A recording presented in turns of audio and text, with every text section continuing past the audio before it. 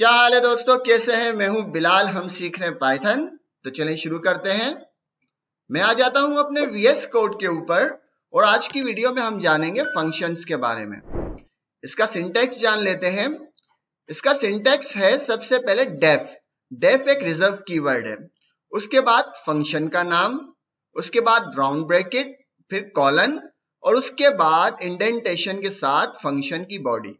अगर हम इंडेंटेशन नहीं लगाएंगे, मतलब ये गैप नहीं देंगे, तो वो उसको बॉडी तस्वुर नहीं करेगा उस फंक्शन की।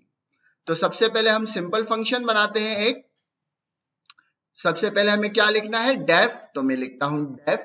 उसके बाद फंक्शन का नाम, तो मैं फंक्शन का नाम दे देता हूं लाइक, क्या नाम दे दें? मैं फंक्शन का नाम दे देता हूं हेलो। ठीक है, हेलो फंक्शन। ठीक है, यह मैंने फंक्शन का नाम लिख दिया। और उसके बाद round bracket, colon, inter, indentation के साथ आ गई जगह। और हम देंगे, अभी फिलहाल हम एक सिंपल फंक्शन बना रहे हैं, तो हम नॉर्मली कुछ नहीं करते, हम लिखते हैं प्रिंट और इसके अंदर लिखते हैं हेलो रतनलाल। ठीक है, ये मैंने इसके अंदर सिंपल सा एक स्टेटमेंट दे दिया और कुछ भी नहीं। और अब हम इसको कॉल करके देखते हैं कि क्या होता है, क्योंकि फंक्शन तो हमने बना लिया, इसको कॉल भी तो करेंगे तभी तो फंक्शन रन होगा। नॉर्मली अगर मैं इस कोड को रन करूं, अगर मैं इस कोड को रन करता हूं, तो देखिए मुझे कुछ रिजल्ट नहीं मिलेगा। इसका मतलब ये नहीं हमने फंक्शन नहीं बनाया, बिल्कुल बनाया है, लेकिन अभी हमने उसको कॉल नहीं किया। कॉल करने के लिए क्या है?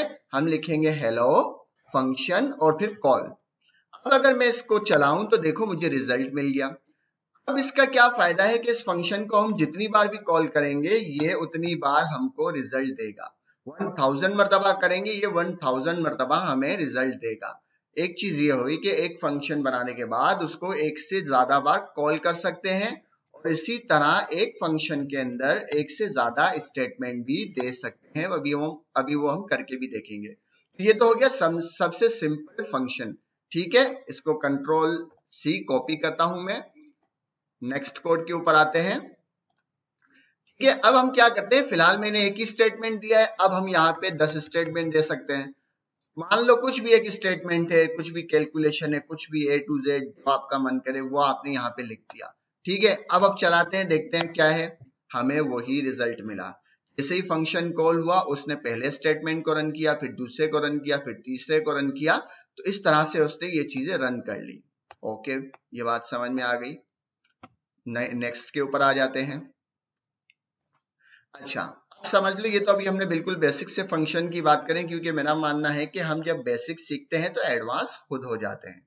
क्लियर है ये बात? अब अब क्या है कि कुछ फंक्शन होते हैं जो कुछ रिटर्न करते हैं, कुछ फंक्शन होते हैं जो कुछ रिटर्न नहीं करते। लाइक ये वाला फंक्शन, ये फंक्शन कुछ रिटर्न नहीं कर रहा। अब हम एक फंक्शन बनाते हैं जो कुछ रिटर्न करेगा। लाइक क्या रिटर्न करेगा और किस तरह से रिटर्न करेगा?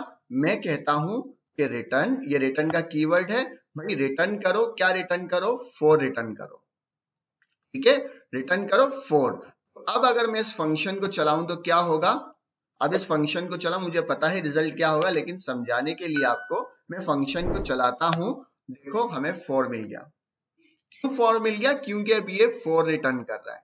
ठीक है, इसी तरह से मैं एक और काम करता हूं। मैं इसको, चलो नेक्स्ट कोड के ऊपर आते हैं ना, नेक्स्ट कोड के ऊपर करते हैं।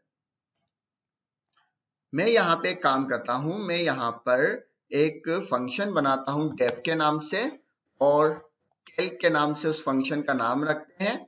और वो क्या करेगा? कुछ कैलकुलेशन करेगा। क्या कैलकुलेशन करेगा? वो कैलकुलेशन करेगा कि भाई रिटर्न करो, क्या रिटर्न करो? 10, 10, 20, ये रिटर्न कर दो। ठीक है, रिटर्न करने के बाद मैं इसको क्या कर रहा हूं, मैं एक वेरिएबल बना रहा हूं। लाइक टेस्ट के नाम से एक वेरिएबल बना दिया मैंने। उस टेस्ट के अंदर मैंने कैल्क को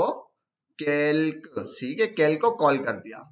इसको मैंने आके यहाँ पे कॉल कर दिया और प्रिंट करवाता हूं टेस्ट को। ठीक है, अब देखते हैं हमें क्या रिजल्ट मिलता है। देखो मुझे 30 मिला। क्यों 30 मिला? क्योंकि ये फंक्शन जो भी रिटर्न कर रहा है वो मैंने टेस्ट के अंदर लाके सेव कर दिया। अगर मैं इस रिटर्न को गायब कर दूं, मतलब इसको कमेंट कर दूं और इसकी जगह कुछ नहीं करता, इसकी जगह मैं सिंपल ही लिखता हूं, यही काम कर देता हूं और कुछ नहीं करते। ठीक है, अभी मैंने क्या सिर्फ रिटर्न को कमेंट कर दिया और सिर्फ मैंने ये लाइन लिख दी सेम, बस रिटर्न हटा दिया एक तरीके से। अब अगर मैं कोड को रन करूं तो मुझे वो नन दे रहा है। क्यों नन दे रहा है? क्योंकि रिटर्न कैलकुलेशन तो कर रहा है, वो इसका जवाब तो लेकर आ रहा है, बिल्कुल कैलकुलेशन कर रहा है, बट वो कुछ रिटर्न नहीं कर रहा। इस वजह से टेस्ट के अंदर कुछ वैल्यू सेव नहीं हो रही। टेस्ट के अंदर जो वैल्यू है वो नन है। अगर मैं इसको अनकमेंट कर दूं और इसको कमेंट कर दूं, अब कोड को चलाऊं तो अब वो 30 हो जाएगा। ये बात समझ में आ गई। इसके साथ एक और अहम चीज समझाते हैं। ये बिल्कुल सिंपल सी लॉजिक है और जितना फंक्शंस को हम सिंपल रख सकते हैं उतना सिंपल रखें रियल लाइफ में भी, क्योंकि उस कोड को जो भी कोई पढ़े, कोड जितना साफ सुथरा सिंपल प्लेन होगा अच्छी कैलकुलेशन के साथ, तो वो इतना ही ज्यादा क्वालिटी कोड कहलाएगा। ठीक है, अब हम क्या करते हैं, अभी हमने कुछ कैलकुलेशन की, उस कैलकुलेशन को रिटर्न करवा दिया। अब ये भी पॉसिबिलिटी हो सकती है कि फॉर एग्जांपल हमने ये कैलकुलेशन कर दिया और हमने यहाँ पे रिटर्न क्या करवाया, रिटर्न हम करवाते हैं एक स्ट्रिंग कि भाई आपकी कैलकुलेशन सक्सेस है। ठीक है, सक्सेस है।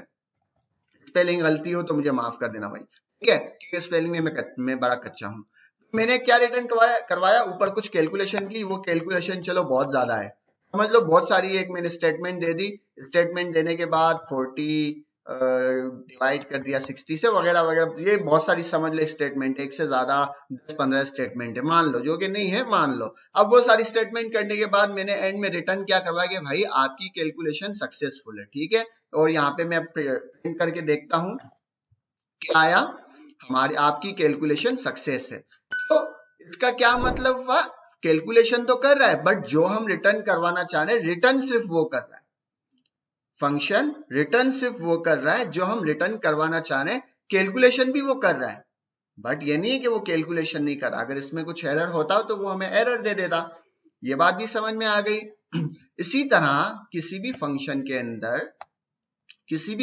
के अंदर हम इफ एल्स की कंडीशन भी लगा सकते हैं, किसी कंडीशन के ऊपर भी हम फंक्शन को चला सकते हैं, फॉर लूप भी फंक्शन के अंदर चला सकते हैं। लेकिन फिलहाल मैं इसको बिल्कुल बेसिक और सिंपल रखना चाहूंगा। इन फ्यूचर जैसे जैसे हम आगे बढ़ेंगे ये सारे काम करेंगे। फिलहाल इस चीज को प्रैक्टिस करें। और आज की वीडियो के लिए इतना ही, उम्मीद है आपको पसंद आई होगी। पसंद आए तो लाइक करें, शेयर करें, सब्सक्राइब करें। मिलते हैं नेक्स्ट वीडियो में। अल्लाह हाफिज।